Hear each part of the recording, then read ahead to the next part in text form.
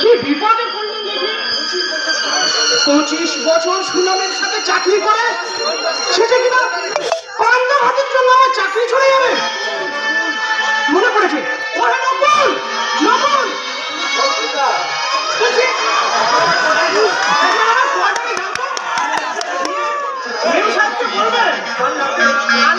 ছোট খোকা নেচার করেছিল বলে ভাত খাই, সেই ভাতগুলো কি ফেলে দিয়েছে?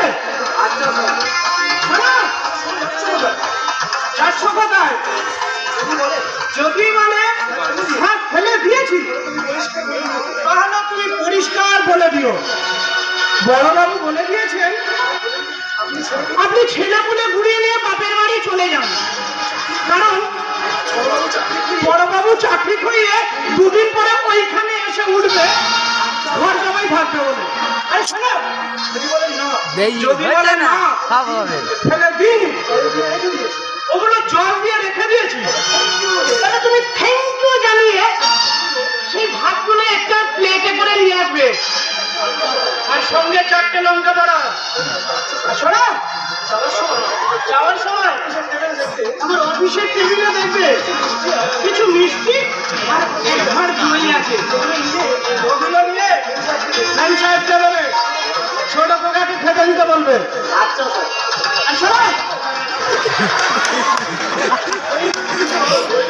দইটা ওকে দিতে বারণ করবে, রোল করে রাখতে বলবে, রাতে গিয়ে খাবো।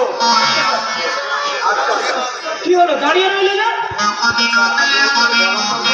না না না, আর কিছু বলার নেই, তুমি যাও যাও।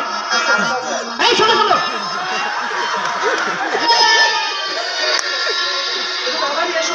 একটু তাড়াতাড়ি এসো।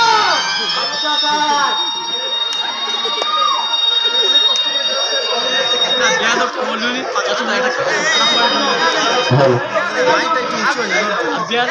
বেয়াদবটা বলেন।